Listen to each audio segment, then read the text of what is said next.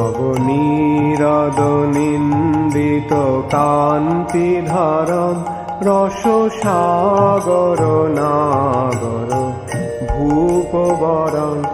अभी हम लोग पढ़ने जा रहे हैं स्कंद 4 अध्याय 17 श्लोक नंबर 30।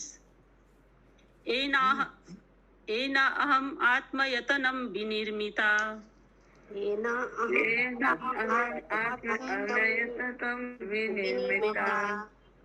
धात्रा यतो अयम गुण सर्ग संग्रह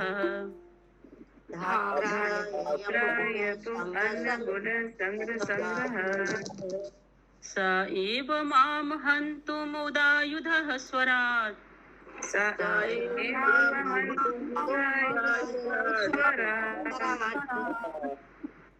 उपस्थितो अन्यं शरणं कमाश्रये।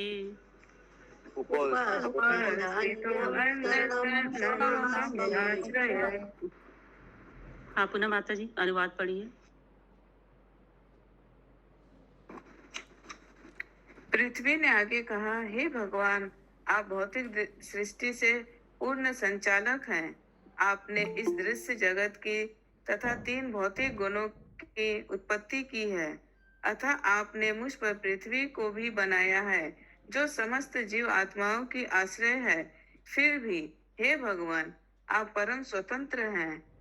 चूंकि आप मेरे समक्ष उपस्थित होकर मुझे अपने हथियारों से मारने हेतु उद्यत हैं। आप मुझे बताएं कि मैं किसकी शरण में जाऊं और मुझे शरण दे भी कौन सकता है।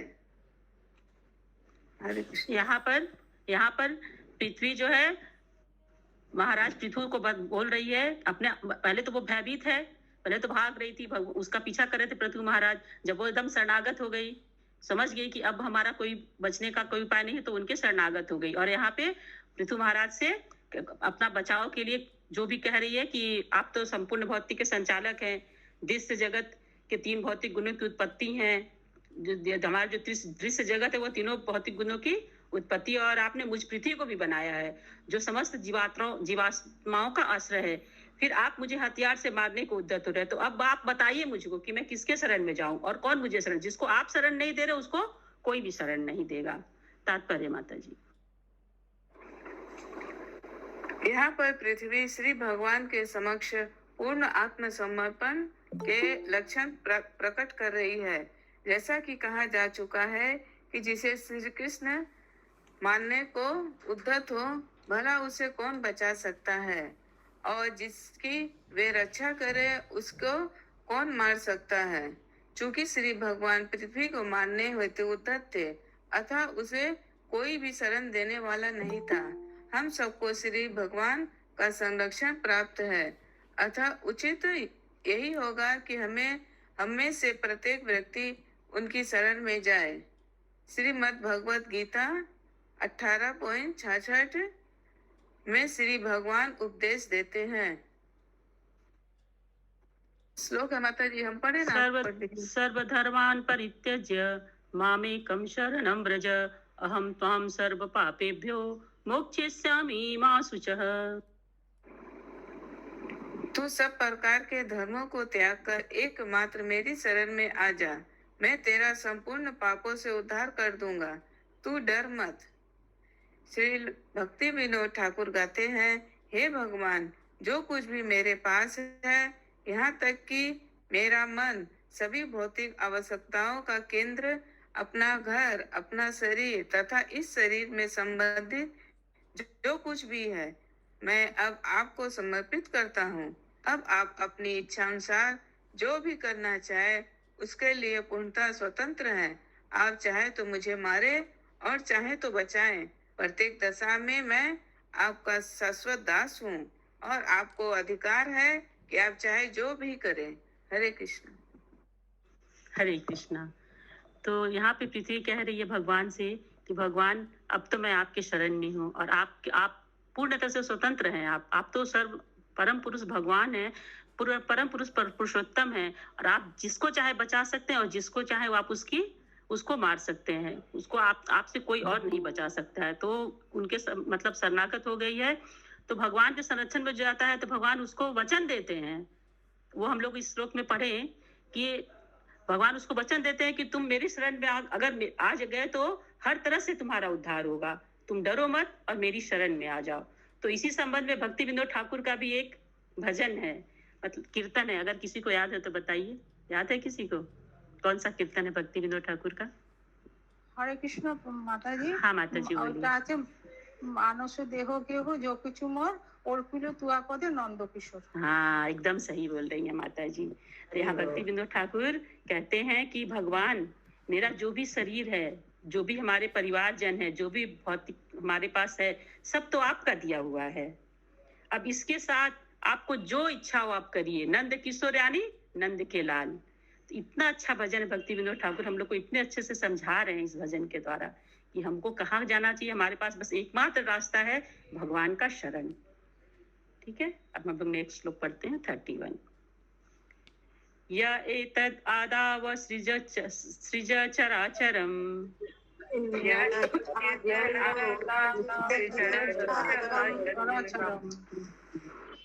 स्वमायया आत्मश्रया वितर्क्यया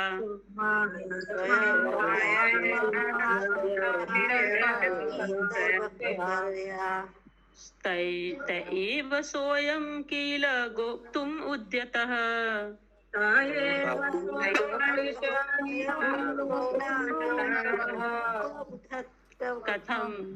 कथं नु मां धर्मपरो जिघ्रांसति।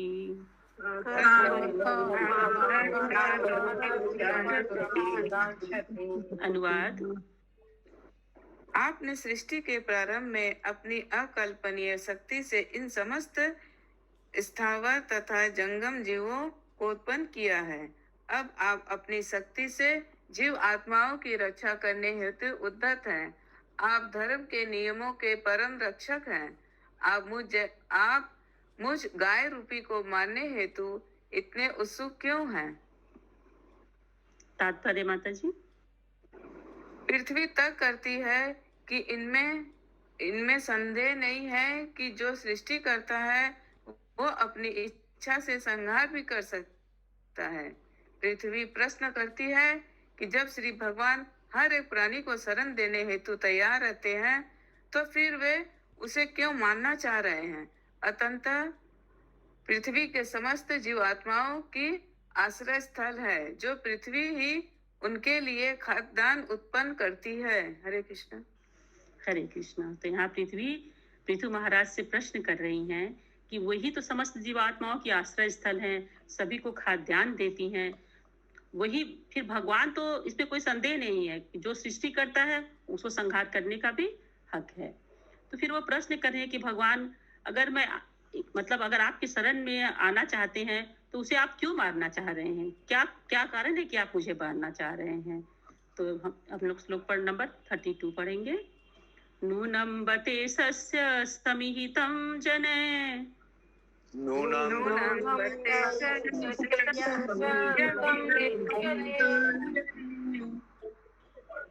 तत्मायया दुर्जया कृतां कृताहि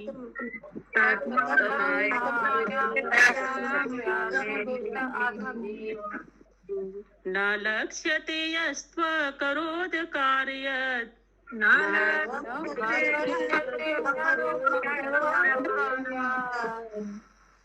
यो अनेक एकः परतश्च ईश्वरः।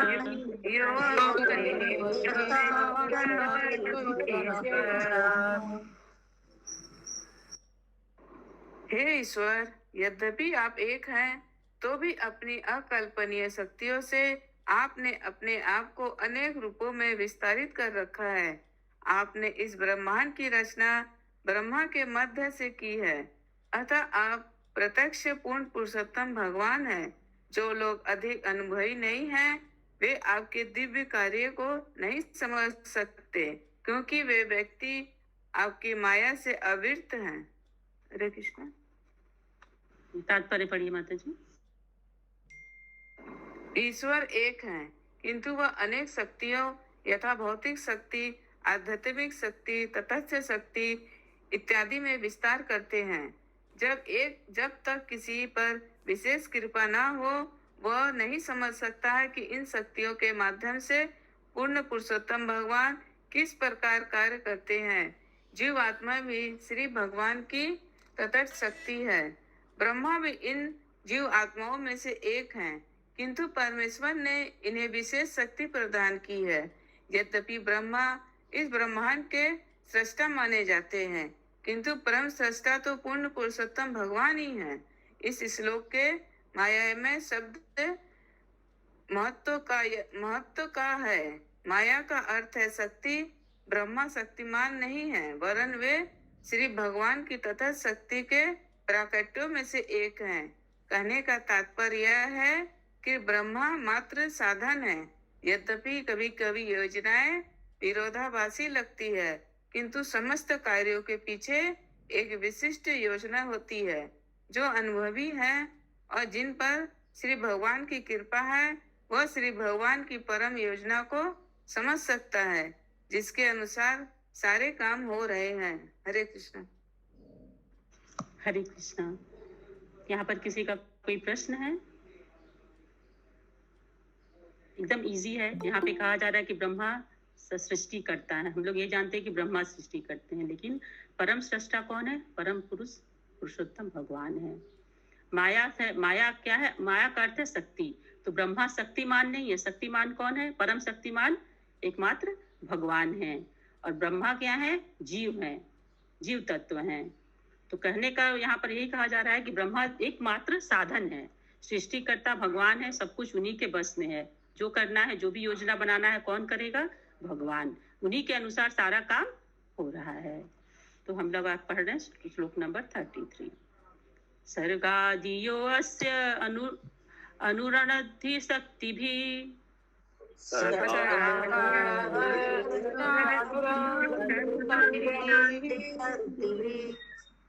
द्रव्य क्रियाकारक चेतनात्मभिः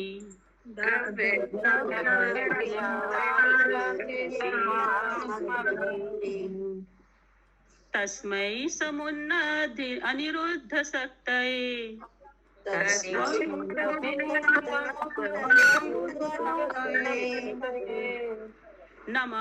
नमः परस्मै पुरुषाय वेधसे।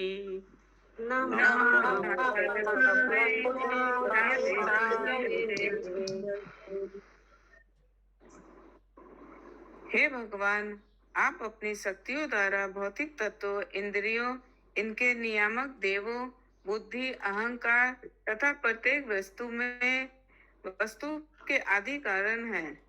आपकी शक्ति से आप इस संपूर्ण जगत दृश्य की सृष्टि, पालन और संहार करते हैं। आपकी शक्ति से ही प्रत्येक वस्तु कभी प्रकट होती है और कभी प्रकट नहीं होती है। अतः आप समस्त कारणों के कारण पूर्ण पुरुषोत्तम भगवान है। मैं आपको सादर नमस्कार करती हूँ। तात्पर्य: सभी कार्य संपूर्ण शक्ति अर्थात महत तत्व की उत्पत्ति के साथ प्रारंभ होते हैं।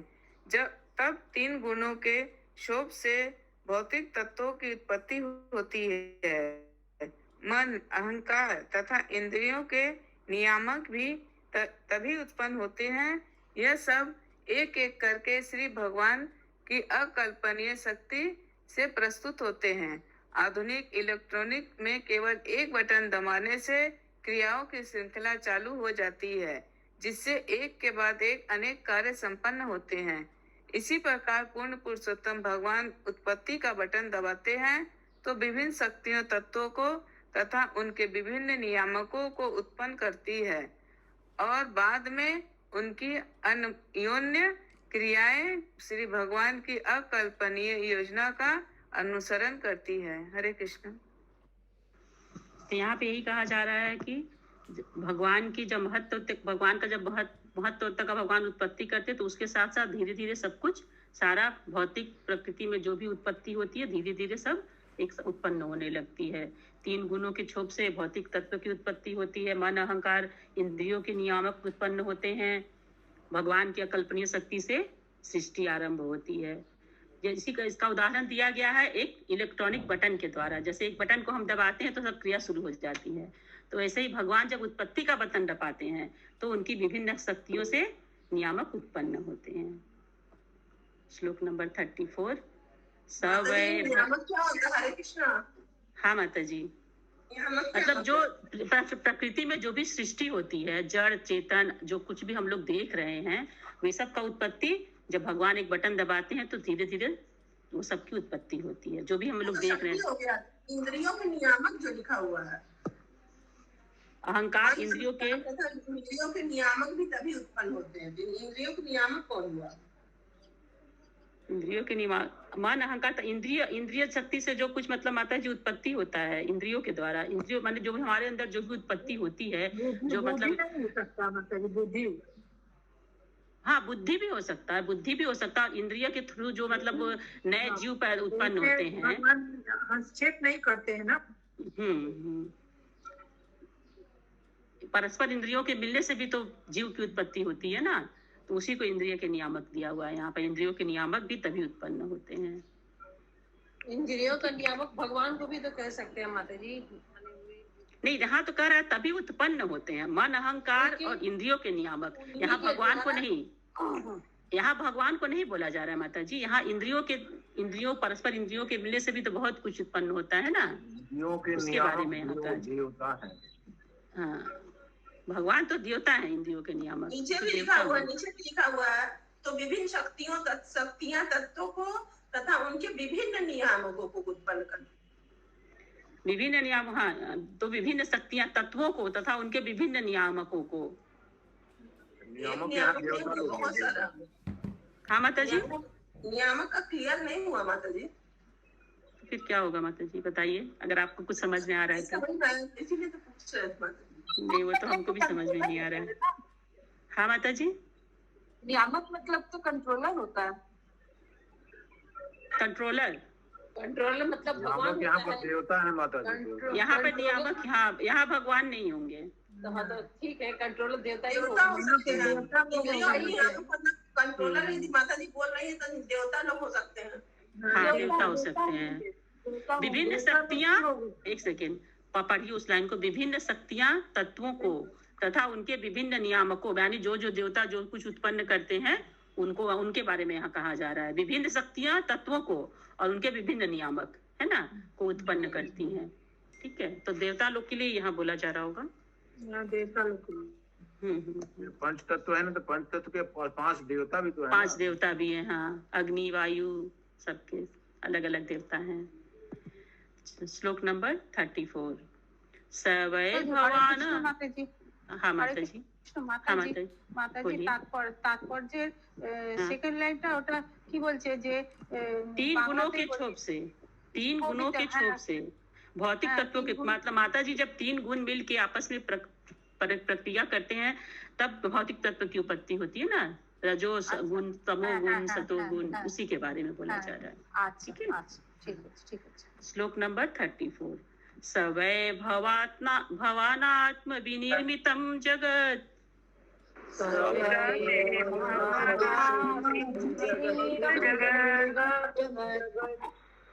भूतेन्द्रिय अंतः करणात्मकं विभो।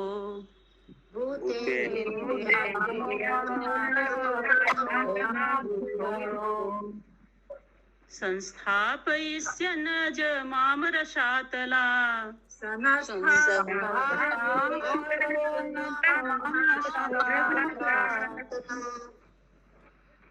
अम्बुजहाराम्भसादिशूकरः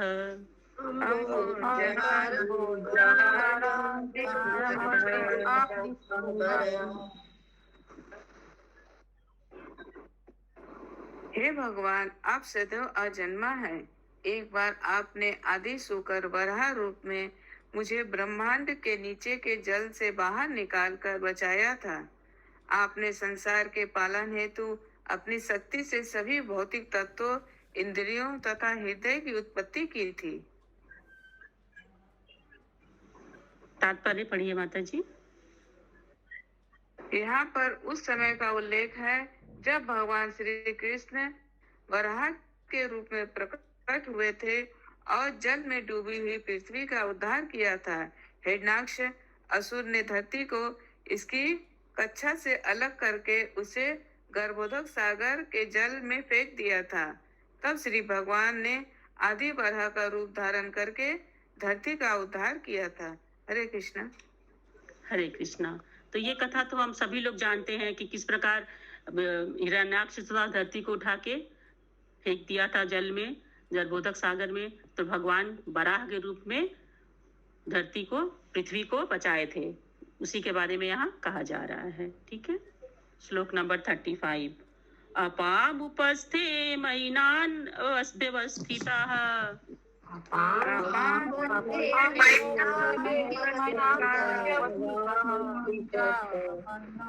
प्रजा भवानद्य रिरक्षिषु किल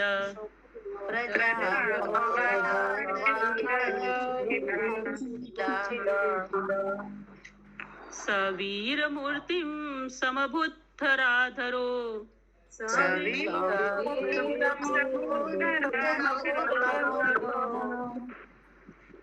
यो माम पश्य इग्रसरो जिघांससि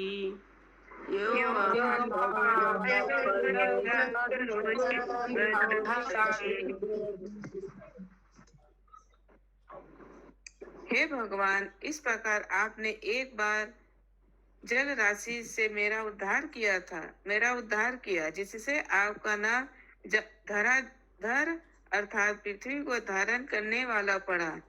तो भी आप इस समय महान वीर के रूप में अपने तीखे बाणों से मुझे मारने हेतु उद्यत हैं, किंतु मैं तो जल की नाव के सदृश हूँ, जो प्रत्येक वस्तु को तैराए रखती है।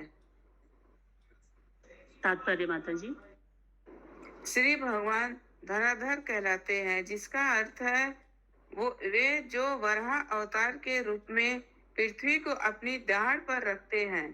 इस प्रकार गाय के रूप में पृथ्वी श्री भगवान के विरोधाभासी कार्यों की बात बता रही है।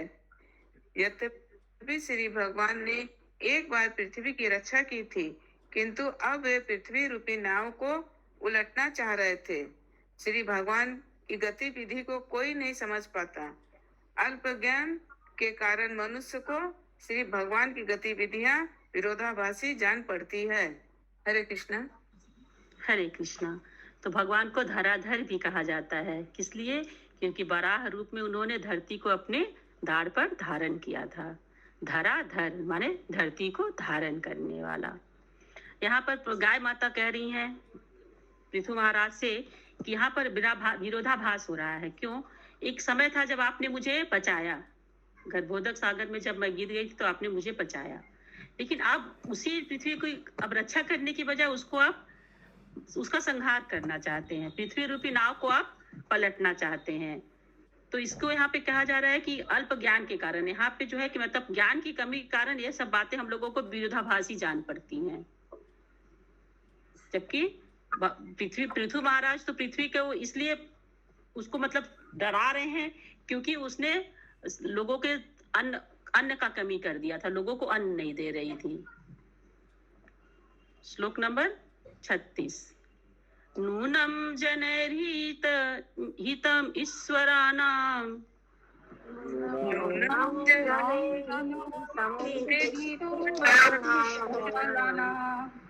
अस्माद्विधैस्तद् गुण सर्ग मायया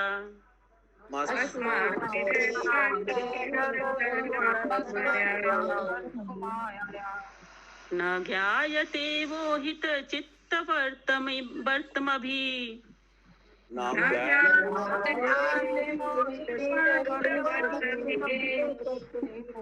इस्तेभ्यो नमो वीर यशस्करेभ्यः।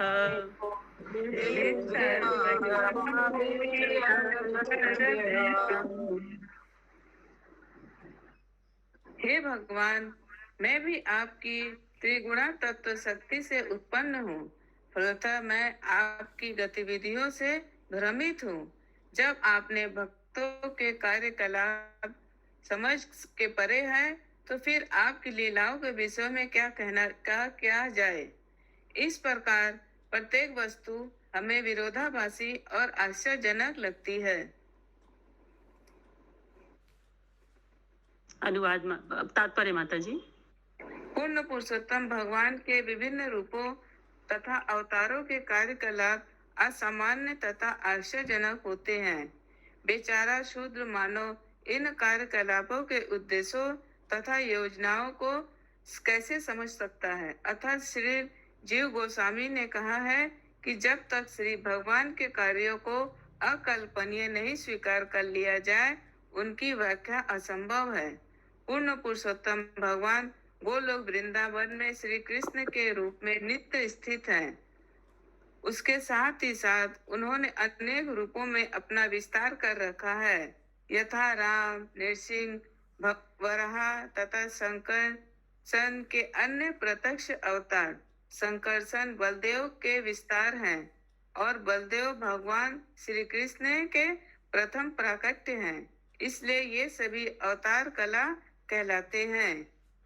ईश्वर नाम शब्द सभी ईश्वरों का सूचक है, जैसा कि ब्रह्म संहिता 5.39 में कहा गया है, रामा द्वि मूर्तिषु कला निर्मने तिष्ठन्। श्रीमद् भागवत में इसकी पुष्टि हुई है कि समस्त अवतार श्री भगवान के आंशिक विस्तार अर्थात कला है, किंतु श्री कृष्ण आदि भगवान है। ईश्वर राम शब्द बहुवचन है, अतः इससे यह अर्थ नहीं ग्रहण करना चाहिए कि कहीं ईश्वर है। वास्तव में ईश्वर तो एक है, एक ही है, किंतु वे अनेक रूपों में अपना विस्तार करते हैं और अनेक प्रकार से कार्य करते हैं। कभी कभी सामान्य पुरुष इससे कृतकर्तव्य में मूढ़ हो जाता है और इन कार्यों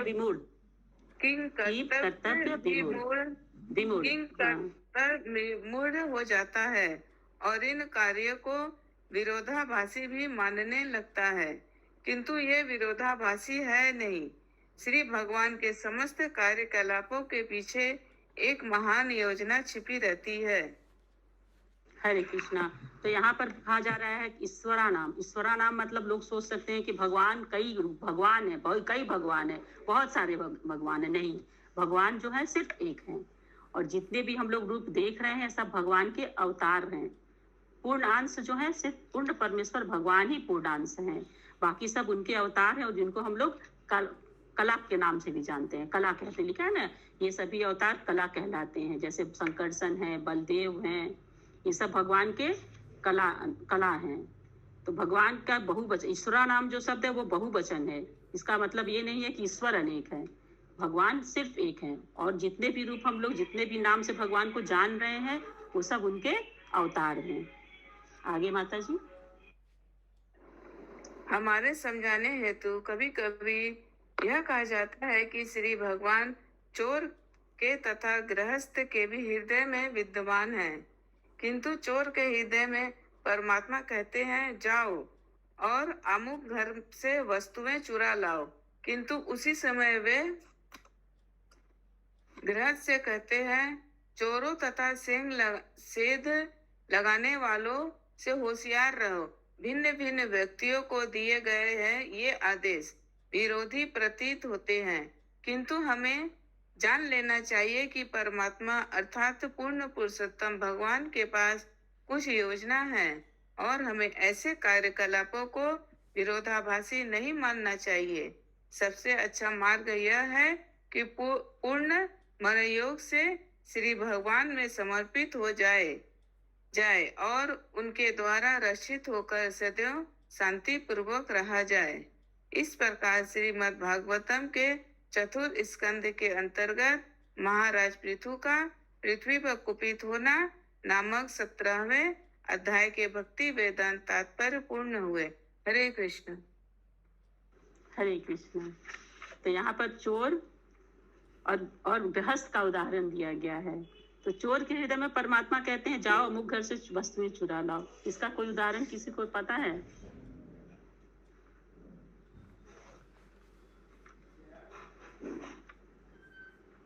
जब बाल कृष्ण थे भगवान बाल रूप में, तो गोपियों के घर जाकर मक्खन चोरी करते थे और गोपियां होशियार भी होती थी कि चलो अभी कृष्ण आएंगे और चोरी करेंगे, तो वो तो अपनी स्वेच्छा से चोरी करने देती थी।